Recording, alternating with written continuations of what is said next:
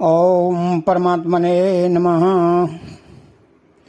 तानहं दिशतः क्रूरान् संसारेषु नराधमान्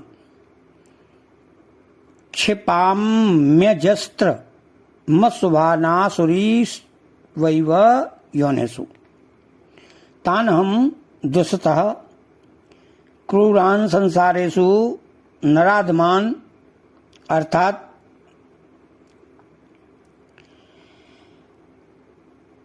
अब आसुरी संपदा के विषय का इन दो 19वें और 20वें श्लोकों में उपसंहार करते हुए भगवान कहते हैं कि ऐसे आसुरी मनुष्य बिना ही कारण सबसे बैर रखते हैं और सबका अनिष्ट करने पर ही तुले रहते हैं।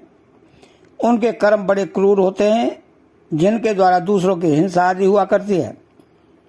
ऐसे वे क्रूर निर्दयी हिंसक मनुष्य नराधम, अर्थात मनुष्यों में महान नीच है। नराधमान, उनको मनुष्यों में नीच कहने का मतलब यह है कि नरकों में रहने वाले और पशु पक्षी आदि 84 लाख योनियां अपने पूर्व कर्मों का फल भोग कर शुद्ध हो रहे हैं, और ये आसुर मनुष्य अन्याय पाप करके पशु पक्षी आदि से भी नीचे की ओर जा रहे हैं। इसलिए इन लोगों का संग बहुत बुरा कहा गया है। बरो भलवास नरक करताता दुष्ट संग जन देहि विधाता। नरकों का वास बहुत अच्छा है, पर विधाता ब्रह्मा हमें दुष्ट का संग कभी न दे। क्यों? कि नरकों के वास से तो पाप नष्ट होकर शुद्धि आती है, पर दुष्टों के संग से अशुद्धि आती है। पाप बनते हैं, पाप के ऐसे बीज बोए जाते हैं जो आगे नरक तथा 84 लाख योनियां भोगने पर भी पूरे नष्ट नहीं होते। तो प्रकृति के अंश शरीर में राग अधिक होने से आसुरी संपत्ति अधिक आती है, क्योंकि भगवान ने कामना राग को संपूर्ण पापों में हेतु बताया है। उस कामना के बढ़ जाने से आसुरी संपत्ति बढ़ती चली जाती है। जैसे धन की अधिक कामना बढ़ने से झूठ कपट छल आदि दोष विशेषता से बढ़ जाते हैं, और वृत्तियों में भी अधिक से अधिक धन कैसे मिले, ऐसा लोभ बढ़ जाता है। फिर मनुष्य अनुचित रीति से, छिपाव से, चोरी से धन लेने की इच्छा करता है। इससे भी अधिक लोभ बढ़ जाता है, तो फिर मनुष्य डकैती करने लग जाता है, और थोड़े धन के लिए मनुष्य की हत्या कर देने से भी नहीं हिचकता। तो इस प्रकार उसमें क्रूरता बढ़ती रहती है और उसका स्वभाव राक्षसों जैसा बन जाता है। स्वभाव बिगड़ने पर उसका पतन होता चला जाता है, और अंत में उसे कीट पतंग आदि आसुरी योनियों और घोर नरकों की महान यातना भोगनी पड़ती है। तो क्षिपाम्य जस्त्र मत्स्वानासुरी श्रवैव योनिषु, जिनका नाम लेना, दर्शन करना, स्मरण करना आदि भी महान अपवित्र करने वाला है।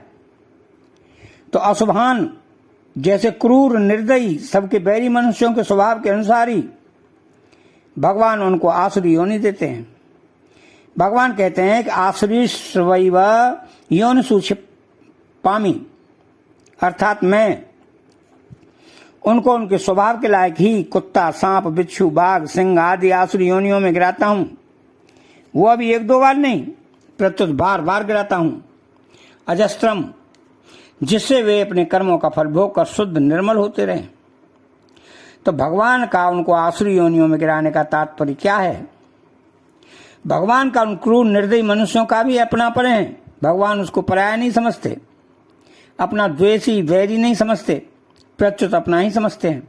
जैसे जो भक्त जिस प्रकार भगवान की शरण लेते हैं, भगवान भी उसको उसी प्रकार आश्रय देते हैं। ऐसे ही जो भगवान के साथ द्वेष करते हैं, उनके साथ भगवान द्वेष नहीं करते, प्रत्युत उसको अपना ही समझते हैं। दूसरे साधारण मनुष्य जिन मनुष्य से अपनापन करते हैं, उस मनुष्य को ज्यादा सुख आराम देकर उसको लौकिक सुख में फंसा देते हैं। परंतु भगवान जिनके अपनापन रखते हैं, उनको शुद्ध बनाने के लिए प्रतिकूल परिस्थिति भेजते हैं, जिससे वे सदा के लिए सुखी हो जाएं, उनका उद्धार हो जाए।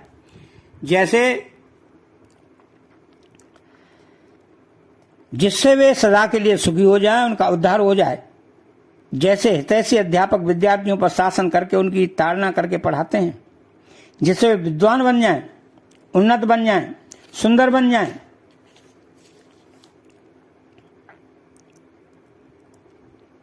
ऐसे ही जो प्राणी परमात्मा को जानते नहीं, मानते नहीं और उनका खंडन करते हैं, उनको भी परम कृपालु भगवान जानते हैं, अपना मानते हैं और उनको आसुरी योनियों में गिराते हैं, जिससे उनके लिए हुए पाप दूर हो जाएं और वे शुद्ध निर्मल बनकर अपना कल्याण कर लें। तो आसुरीम योनियोपन्ना मूढ़ा जन्मनी जन्मनी माम प्राप्य कौन्तेय ततो यान्त्य धमाम गतिम। अर्थात आसुरी योनि का योनिमापन्ना माम प्राप्य कौन्तेय, पीछे के श्लोक में भगवान ने आसुरी मनुष्य को बार बार पशु पक्षी आदि की योनियों में गिराने की बात कही। अब उसी बात को लेकर भगवान यहाँ कहते हैं कि मनुष्य जन्म में मुझे प्राप्त करने का दुर्लभ अवसर पाकर भी वे आसुर मनुष्य मेरी प्राप्ति न करके पशु पक्षी आदि आसुरी योनियों में चले जाते हैं और बार बार उन आसुरी योनियों में ही जन्म लेते रहते हैं। तो माम प्राप्यैव पद से भगवान पश्चाताप के साथ कहते हैं कि अत्यंत कृपा करके मैंने जीवों को मनुष्य शरीर देकर उन्हें अपना उद्धार करने का मौका दिया और यह विश्वास किया कि अपना उद्धार अवश्य कर लेंगे, परंतु ये नराधम इतने मूढ़ और विश्वासघाती निकले कि जिस शरीर से मेरी प्राप्ति करनी थी उससे मेरी प्राप्ति न करके उल्टे अधम गति को चले गए। मनुष्य शरीर प्राप्त हो जाने के बाद वह कैसा ही आचरण वाला क्यों न हो, अर्थात दुराचारी से दुराचारी क्यों न हो, वह भी यदि चाहे तो थोड़े से थोड़े समय में और जीवन के अंतकाल में भी भगवान को प्राप्त कर सकता है। कारण कि समो अहम सर्वभूतेषु कहकर भगवान ने अपनी प्राप्ति सबके लिए अर्थात प्राणी मात्र के लिए खुली रखी है। हाँ, यह बात हो सकती है कि पशु पक्षी आदि में उनको प्राप्त करने की योग्यता नहीं है, परंतु भगवान की तरफ से तो किसी के लिए भी मना नहीं है। तो ऐसा अवसर सर्वदा प्राप्त हो जाने पर भी ये आसुर मनुष्य भगवान को प्राप्त न करके अधम गति में चले जाते हैं। तो इनकी इस दुर्गति को देखकर परम दयालु प्रभु दुखी होते हैं। ततो यान्त्य धमाम गतिम, आसुरी योनियों में जाने पर भी उनके सभी पाप पूरे नष्ट नहीं होते, अतः उन बचे हुए पापों को भोगने के लिए वो उन आसुरी योनियों में भी भयंकर अधम गति को अर्थात नरकों को प्राप्त होते हैं। यहाँ शंका हो सकती है कि आसुरी योनियों को प्राप्त हुए मनुष्यों को तो उन योनियों में भगवान को प्राप्त करने का अवसर ही नहीं है और उनमें वह योग्यता भी नहीं है, फिर भगवान ने ऐसा क्यों कहा है कि वे मेरे को प्राप्त करके उससे भी अधम गति में चले जाते हैं। इसका समाधान यह है कि भगवान का ऐसा कहना आसुरी योनियों को प्राप्त होने से पूर्व शरीर मनुष्य शरीर को लेकर ही है। तात्पर्य है कि मनुष्य शरीर को पाकर मेरी प्राप्ति का अधिकार पाकर भी वो मनुष्य मेरी प्राप्ति न करके जन्म जन्मांतर में आसुरी योनियों को प्राप्त होते हैं। इतना ही नहीं, वे उन आसुरी योनियों से भी नीचे कुंभी पाक आदि घोर नरकों में चले जाते हैं। अब इसमें विशेष बात यह है कि भगवत प्राप्ति के अथवा कल्याण के उद्देश्य से दिए गए मनुष्य शरीर को पाकर भी मनुष्य कामना, स्वार्थ एवं अभिमान के वशीभूत होकर चोरी डकैती, झूठ, कपट, धोखा, विश्वासघात, हिंसा आदि जिन कर्मों को करते हैं उनके दो परिणाम होते हैं। नंबर 1 बाहरी फल अंश और नंबर 2 भीतरी संस्कार अंश। दूसरों को दुख देने का उनको जिनको दुख दिया गया है तो वही नुकसान होता है जो प्रारब्ध से होने वाला है। तो परंतु जो दुख होते थे देते हैं वे नया पाप करते हैं जिसका फल नरक उन्हें भोगना ही पड़ता है। इतना ही नहीं, दुराचारों के द्वारा जो नए पाप होने के बीज बोए जाते हैं अर्थात उन दुराचारों के द्वारा अहंता में जो दुर्भाव बैठ जाते हैं उनसे मनुष्य का बहुत भयंकर नुकसान होता है। जैसे चोरी रूप कर्म करने से पहले मनुष्य स्वयं चोर बनता है क्योंकि वो चोर बनकर ही चोरी करेगा और चोरी करने से अपने में अहंता में चोर का भाव दृढ़ हो जाएगा। तो इस प्रकार चोरी के संस्कार उसकी अहंता में बैठ जाते हैं। ये संस्कार मनुष्य का बड़ा भारी पतन करते हैं, उससे बार बार चोरी रूप पाप करवाते हैं और फल स्वरूप नरकों में ले जाते हैं। अब अतः जब तक वह मनुष्य अपना कल्याण नहीं कर लेता अर्थात जब तक वह अपनी अहंता में बैठाए हुए दुर्भावों को नहीं मिटाता, तब तक वे दुर्भाव जन्म जन्मांतर तक दुराचार को बल देते रहेंगे, उकसाते रहेंगे, और उनके कारण वे आसुरी योनियों में उससे भी भयंकर नरक आदि में दुख, संताप, आफत आदि पाते ही रहेंगे। तो उन आसुरी योनियों में भी उनकी प्रकृति और प्रवृत्ति के अनुसार ये देखा जाता है कि कई पशु, पक्षी, भूत, पिशाच, कीट, पतंग आदि सौम्य प्रकृति प्रदान होते हैं और कई क्रूर प्रकृति प्रदान होते हैं।